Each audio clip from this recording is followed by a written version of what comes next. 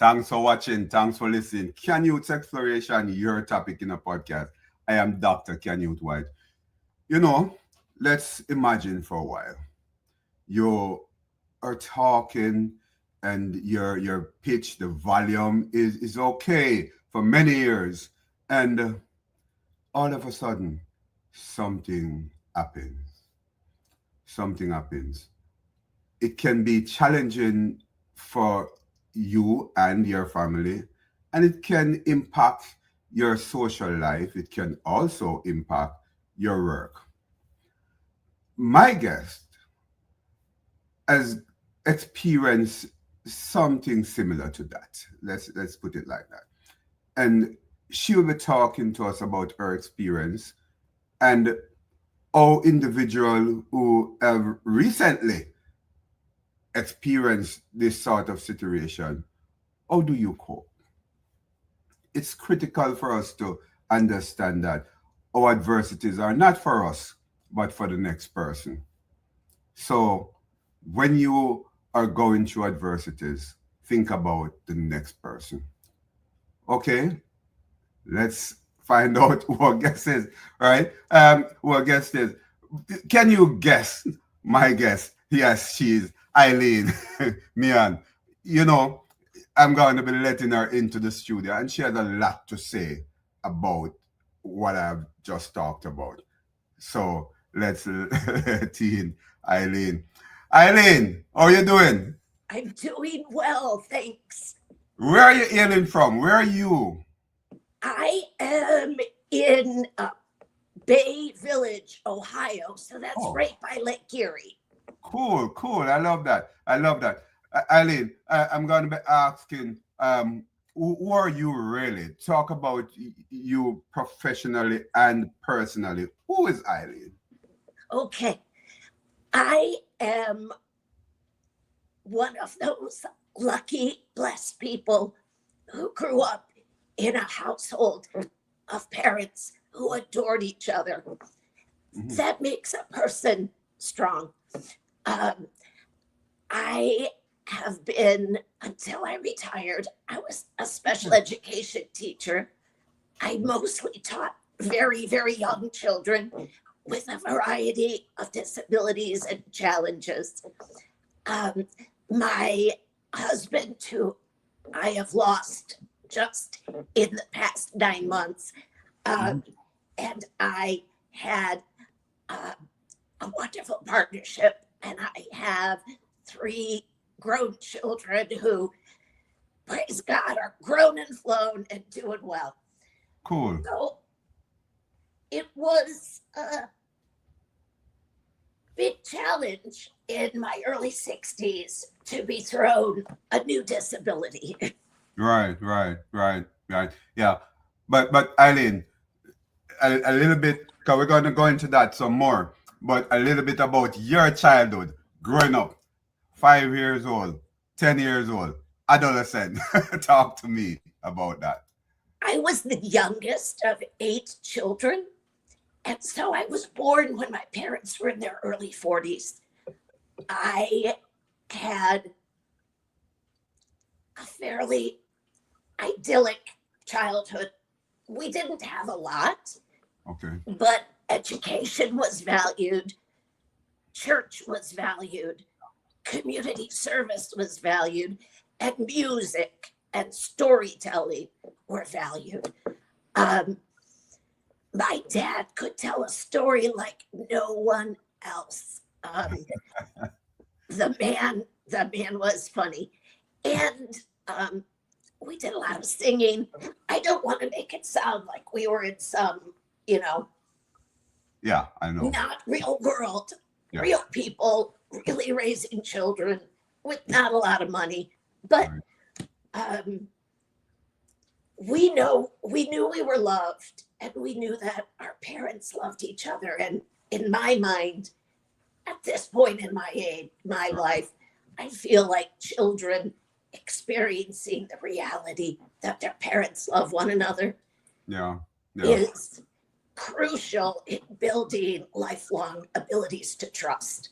Yes, it sounds like you have had a Jamaican childhood.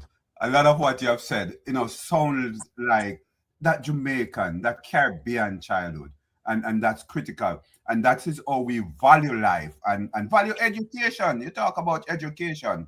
That's the Jamaican culture as well. I love that. I love that, Eileen. But you have had a challenge with your voice, right? That Yes. Let's I talk was, about that. it was 2021, and my husband was facing a very serious surgery for cancer. And he was in the hospital. And of course, we were all wearing masks. Yeah. And I found that my voice sounded strange. And I thought, oh, it's allergies, or oh, I've got a cold. And the thing that was really disturbing is that it changed the way people reacted to me. Yeah. And so I found that they were patting me a lot. They thought I was crying. Yeah, really? But yeah, because I was wearing a mask, they couldn't see, And so doctors, nurses, they were being kind, but a little bit demeaning, a little bit treating me like an infant. Right. At a time when I needed to be on point in terms of understanding what I was being told, processing my husband's care, all these sorts of things. I didn't have a lot of time to deal with it in the moment. I needed to take him home and take care of him. But my work with children became more difficult as well, because I would sing with children. I would read with children. I would do poetry with children. But my voice didn't support my goals. So I had known someone whose voice was something like this. And I knew that hers was a voice disorder. So I went to an ENT, an otolaryngologist, who said I had acid reflux disease, and it was eroding my vocal cords. So I followed all his directions. I took the medications. I changed my diet, and lo and behold, I did feel better. But my voice was no better. So I went to another ENT who did what's called stroboscopy, where a camera is put down your nose. And he did, they slow it down with a strobe light, and they watch the way the vocal cords move. And at that point, he was easily able to diagnose spasmodic dysphonia, which is a neurological condition based in the basal ganglia, which causes, in my case, involuntary closing of the vocal cords. So that means the breaks you hear in my voice are my vocal cords slamming together. That's not the only voice condition that people can have. But that is the one I have. Oh, wow. It's amazing to hear about that story. And I must tell my listeners, my viewers, watching, listening to Can Youth Exploration, your topic in the podcast, that I'm not a medical doctor, I'm a PhD right? So a lot of the things that she would talk about, I'm not able to explore medically. But it's an interesting story, Eileen, and I'd like to find out what it's like to really develop personally. Tell me about it as it relates to your emotions, right? I think that immediately the thing that was for me a tragedy was that I lost my ability to sing. Now, not everyone with a voice disorder is unable to sing. Some people continue to be able to sing, but not speak well. I can't sing. I had spent my entire life singing in choirs. And as I've gotten older, have gotten into more solo work. And it was both an artistic outlet, but it was a huge part of my spiritual expression. Okay. Yeah. St. Augustine said, "Those who sing pray twice." And I was raised to believe that. Okay. If you were in church and you didn't sing, you were missing an opportunity, right? Yeah.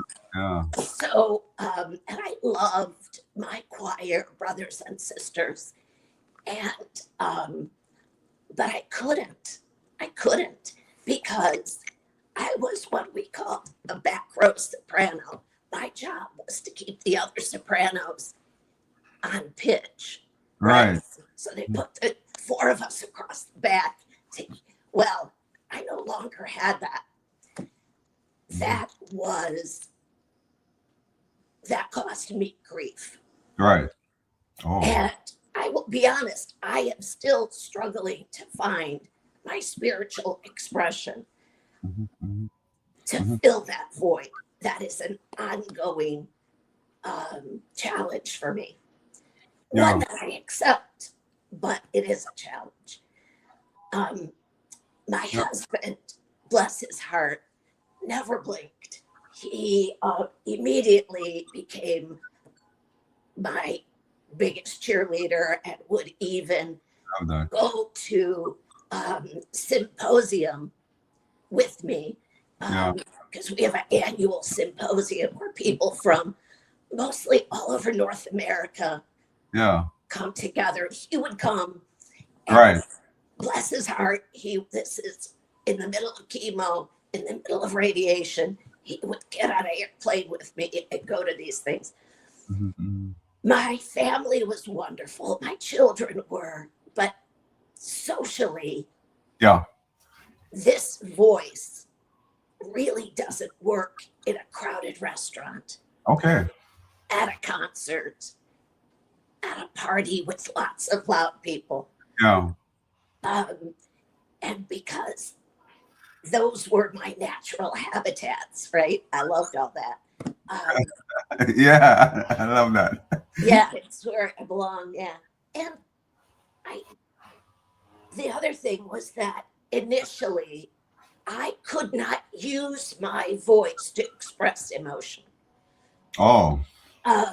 Like I couldn't use my voice to express sarcasm, for instance. Okay. Or to tell a joke. Yeah. Now, that has improved. I know.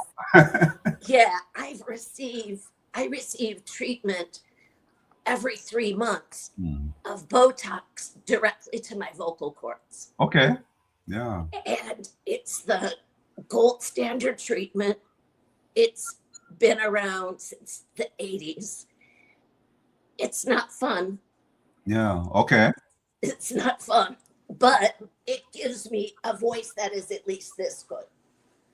It's fun. You don't have to disclose too much. But why is it not fun? It's very painful. Oh. Okay. And it's unfortunately because the doctor and the speech language pathologist must be very close to do it. Yeah. So it's a trauma. Yeah. It's a trauma. You know. Though I will be honest, I have a stress ball in each hand. Yeah. And they are wonderful people. They're very kind. And they're very skilled, and I'm grateful. But I wouldn't wish it on anyone, you know. Yeah. I get you, but look, you're communicating with me so well now, despite the sound of your voice, right? And I am definitely appreciating it. I've learned so much. I've done my research. I always do my research before I come. I come on this thing, and I realize that a number of celebrities are affected by this. In saying that, when you discovered that you were having this voice disorder, did you use that fact that a number of celebrity is going through this to kind of comfort you? How do you react as it relates to? Um, the one that I focused on was Diane Rehm, Mm. Okay. a Yes, we're a definitely. editor contributor to National Public Radio for many Mhm. years, Right. and Diane Rehm worked through her whole voice cycle. In other words, our voices get bad, we get Mm. treatment, our voices get worse for a Right. while, then they get better, then they get bad again, then you get treatment. She worked through her entire cycles of Mhm. treatment for many, many years. Diane Rehm.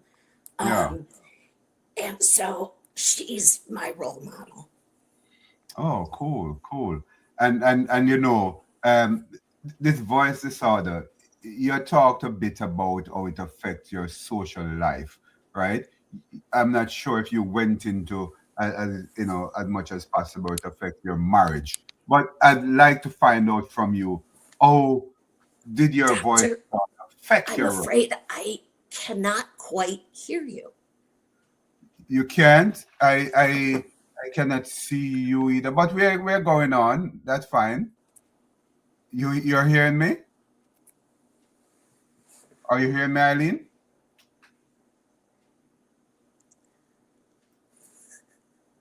We're talking to Eileen.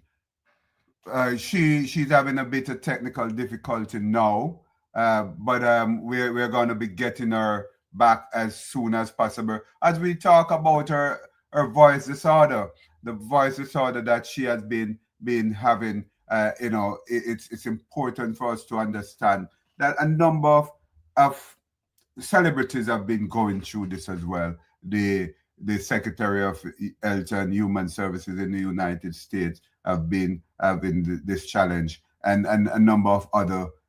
Linda Thompson have been having this challenge. Jenny Morris as well. So Eileen will continue to talk to me about the challenges that she has been having as she goes through the voice disorder. I'm going to be continue to talk to Eileen about this challenge that she has been having. But remember, a chronic voice disorder, what it is really, it is a voice problem that persists for a prolonged period, typically several weeks or months, and it can be challenging. You heard Eileen talked about the challenge that it can have as it relates to her social life. She will continue to talk to me about that, and I would want to find out from her how it also affect her marriage. Eileen, are you with me? I am. All right, I'll all I'll right, speak a little bit about my work and my marriage. right, Um, I found that I needed to retire early, right. and so that meant leaving my colleagues and my sweet students. Mhm. And I taught in my community. Right. I could almost see my school from where I am. Mhm. And I Okay. loved that so much. And I had a bunch of sweet young colleagues. They were all about 30s. I was the mother, you know. Mhm. But I just couldn't help my students appropriately. I Right. couldn't make the sounds of our language to Mhm. help them connect Yeah. letters, sounds, Yeah. words, reading, right? Yeah. And my instruction had become impoverished. I had a song for every concept. I had a song for every holiday, every season, every weather, and I couldn't use them anymore. Oh. So my husband and I took a long look at our situation, and we decided I would leave teaching about 1 year early. Okay. This also coincided with my husband's cancer journey becoming temporarily a little better due to a clinical trial. Right. And so we had a year where my husband's health allowed us to do some of those things that you dream of in retirement, like some Right. traveling. We had a child get married. We had 3 children graduate from one program or another. So we got to have the sweet part of life together. Yeah. We had planned for more, Yeah. but that doesn't change the fact that we had the sweet part. Yeah. I know, right? Yeah.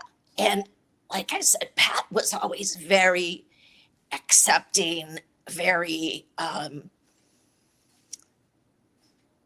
very kind. He never made me feel as though I was less. Though I have to tell you, Dr. White, Yeah. that is not universal. Yeah. 1 in 50,000 people will have a voice disorder. Okay. So many people think that number is low. Oh. I know people whose marriages have fallen apart, and I know people whose families have rejected them. Right.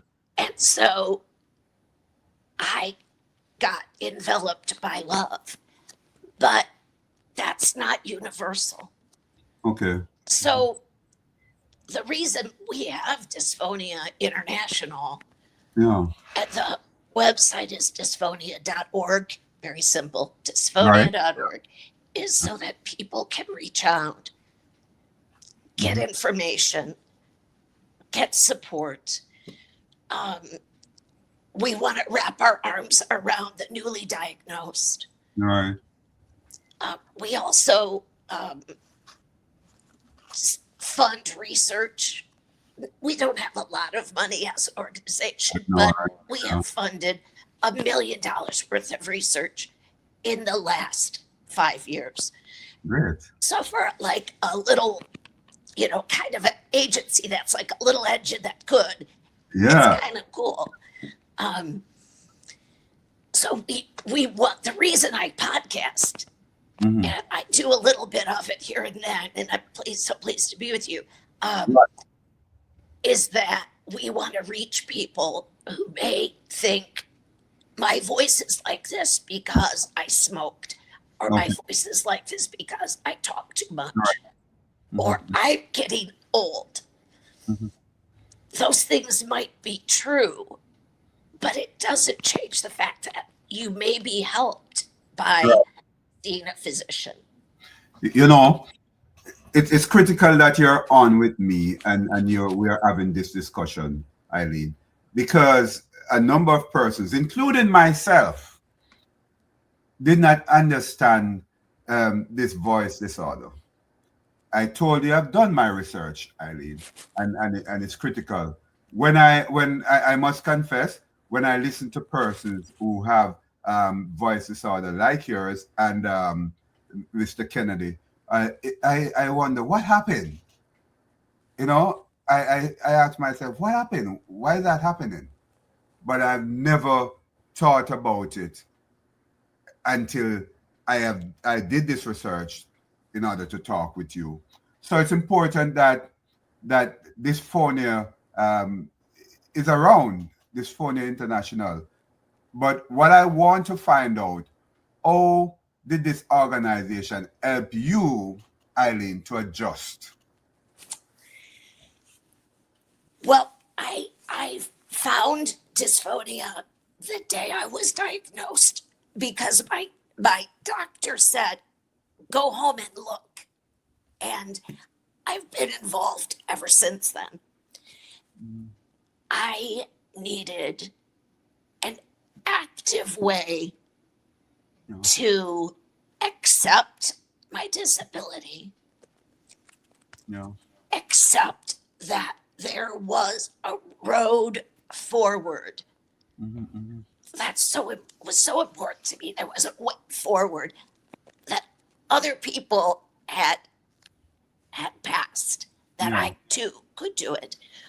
Uh, so for me, radical acceptance of my voice disorder was becoming involved Mm-hmm. in Dysphonia All right.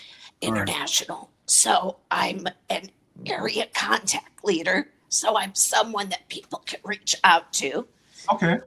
Mm-hmm. I chair our podcast committee. Cool. Cool. And I also write, this is really interesting. I write voice biographies. So I interview members and we write voice biographies to keep as an archive of who we are and where we've come. You know, Eileen, you were a special ed teacher, right? And I understand the concept of special ed education, education.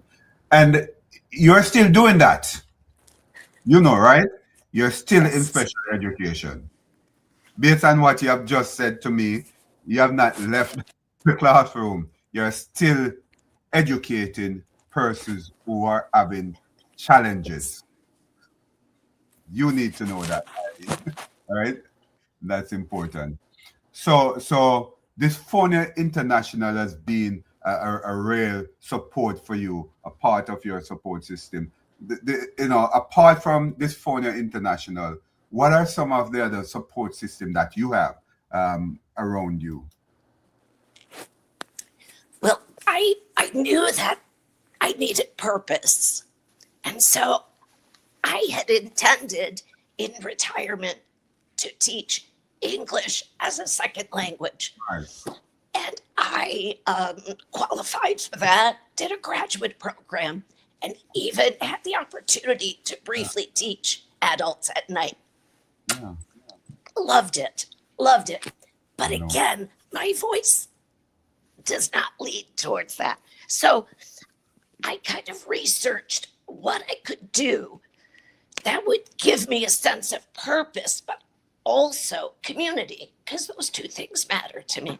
So I'm a volunteer with the Dolly Parton Imagination Library, Right. which is a program that provides free books to children from birth through age 5 every single month.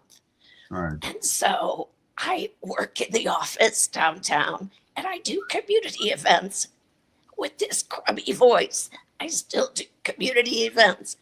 Yeah. I also, because I'm retired, can be more active in my church. So I'm someone who attends church midweek, part of a Bible study. And then this is wild, but we have a trivia team from the choir, and we're going to the championships tomorrow. Right. Isn't that crazy? But cool. we could win money for the choir director to bring in more music. So we're doing it. Yeah, I really applaud you for doing stuff. Despite retirement, when some people relax, you're out there doing stuff.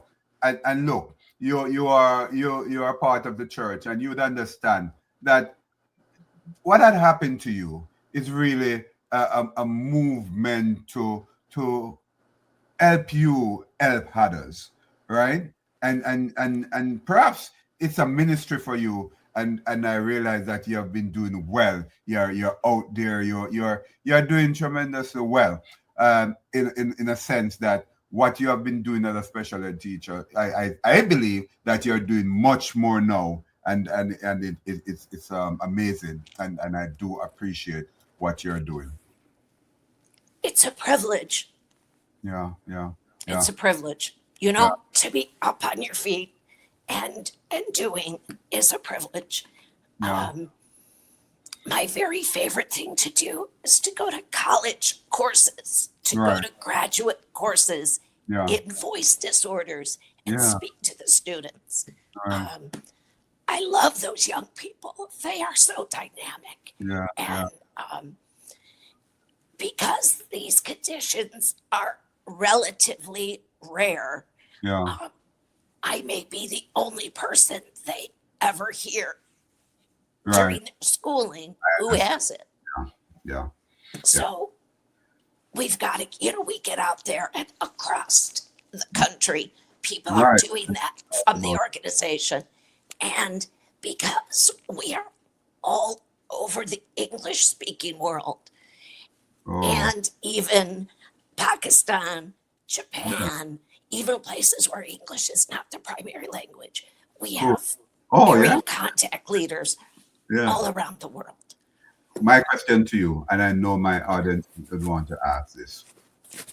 You said that you were lecturing, so to speak, online, and you believe your disorder doesn't make it work, right? And therefore you stop. But I'm hearing you clearly, and if you were my professor, I would be fine with you. Is it that you have to stop sometime? Tell me why. It because you would be a fine professor in my mind. Well, the one of my primary jobs in my K-12 world, so in my elementary world, was teaching the sounds of English. So the ones that, of course, can be most difficult for children 5, 6 years old is teasing out the sound of vowels. Okay. So we have the sound that the letter A makes, Okay. and the sound that the letter E makes, Yeah. When my voice is at my worst, I cannot produce those sounds. Okay. They don't come out of my mouth. Okay, I got you. And what turned the corner for me was I had a young, fairly needy autistic student, and he was working so hard to learn to write words. Yeah. And he and I were working together, and I said, "Sweetie, and my voice shook, and he looked at me and he said, Okay. And he was not mocking me. That's what he was hearing. Yeah. My heart sunk at that time because I couldn't have this precious boy who was working with everything he had to learn to read and write. I couldn't have a bad role model of sound coming out of my mouth. I got you. And the other thing that I think about with my adult students is in our area, we have many people who are from the Arabian Peninsula who are learning English. And one of the sounds that's very difficult for native Arabic speakers is P. So just plosive off the lips. And they will substitute B. So the B sound for the P sound. Again, at my worst, I can't produce those. Okay. And the other reality is there is a fatigue factor. So teaching an 8-hour school day. Yeah, I know, right? There would be too much. And I can't underestimate in terms of my retirement my husband's needs at the time. It sort of all came together, and it was just not. It was time for me to move on. Yeah, that's okay. Right. You said something earlier.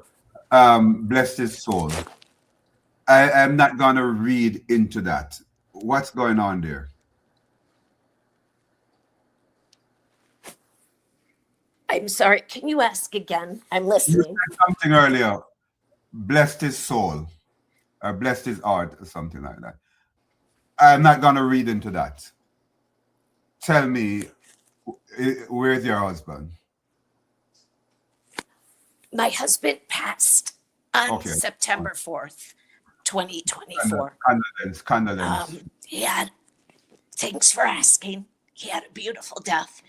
Right. And my oldest son is a nurse, Oh, and cool. his girlfriend is a nurse. And so we cared for him at home.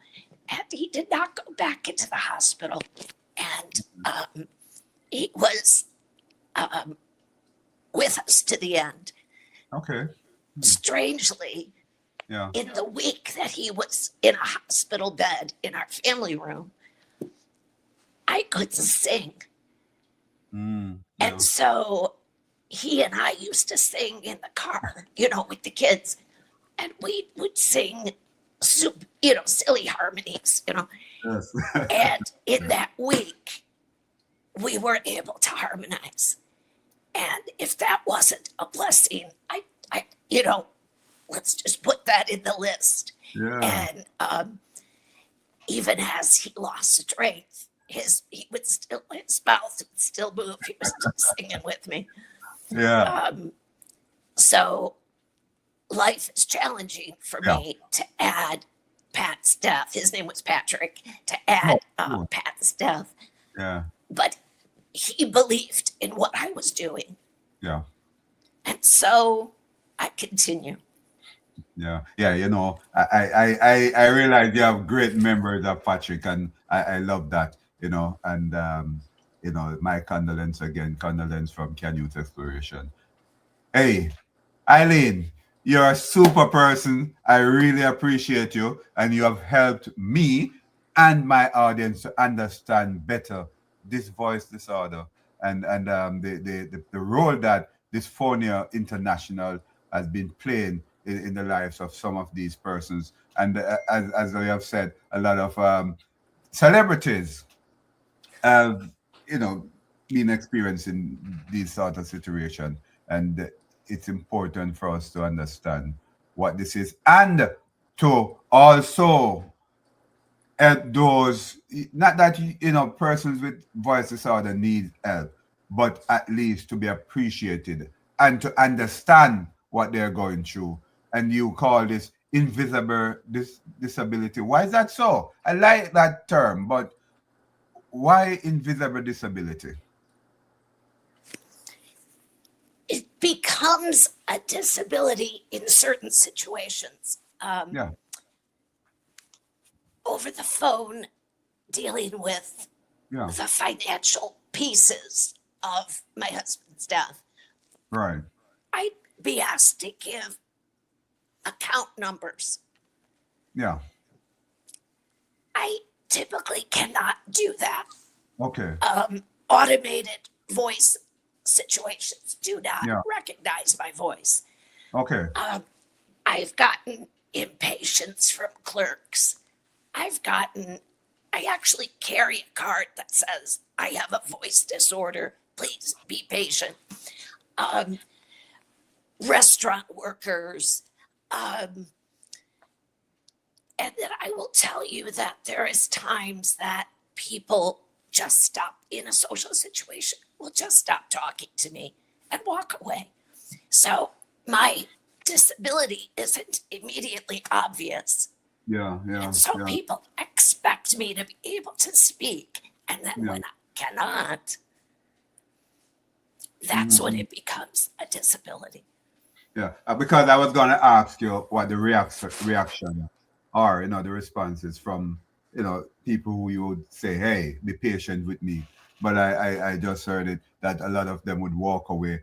Tell me, this Dysphonia International, how is that organization trying to alleviate some of these challenges as it relates to persons with voice disorder being accepted, especially in social environment like a restaurant and the stores, because you have to live your life, they have to live their lives. Yes, and one of the realities is I lead a privileged life. I always have. Right.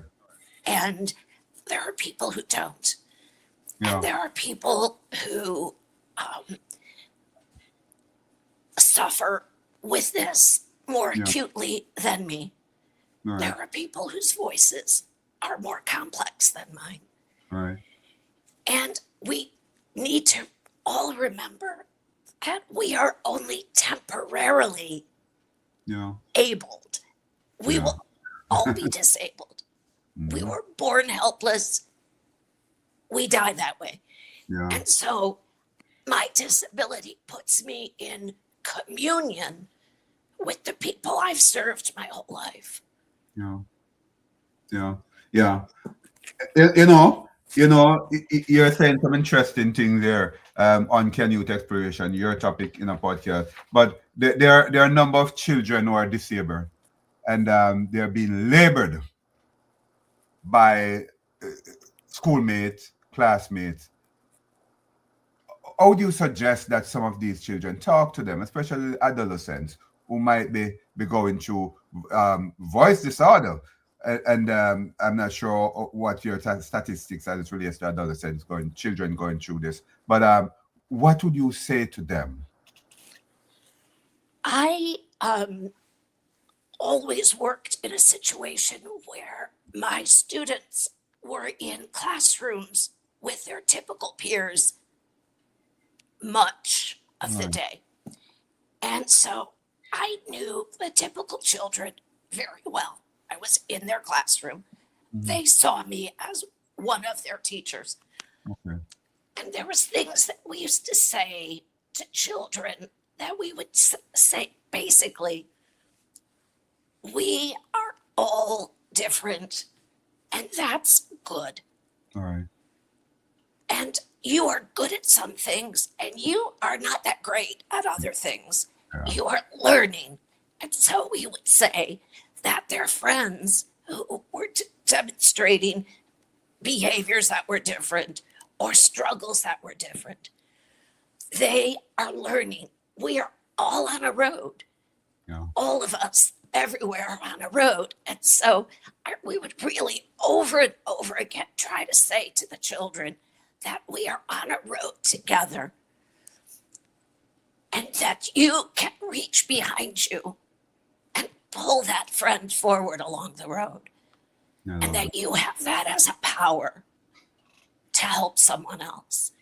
And my own children, I have 3, were raised in a situation where they had cousins with disabilities. Mm-hmm. And the more familiar a youngster is with difference, the better. It's a job skill, it's a life skill, it's a community skill. All children need to know that everybody's worthy. Yeah. My granddad used to say, you're no better than anybody else, but you're no worse either. That was like his statement. You're no better, but you're no worse. And children, if you catch them and teach them when they're young, 3, 4, 5, 6, we bend the twig developmentally. Yes. You know, and that's what I loved about working with the very young children is we bend that twig. And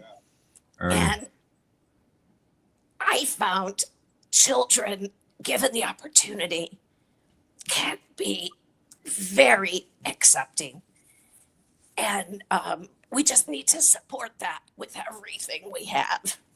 Yeah, and I agree with you. You know, it's very interesting. And we want to, as we wrap up, Eileen, I want to get some contact. If persons can contact you, persons who are just finding out that they're having this sort of disorder and want to talk, want some encouragement, and not necessarily going through Dysphonia International. Is there an email, any way they could contact you, if you may?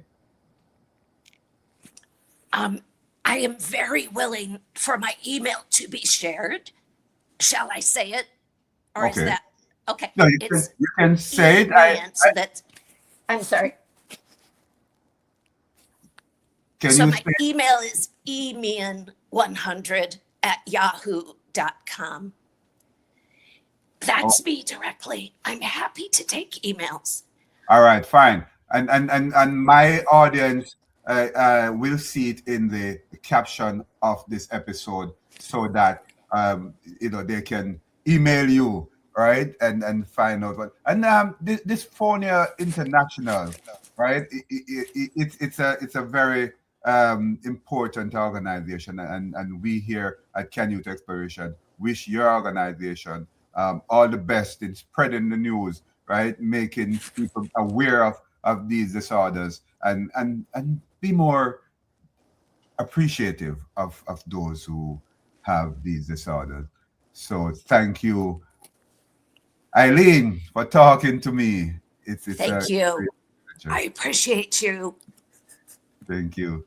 Thank you. So that was as Eileen. You heard she talk about these disorders, and you can look for them online.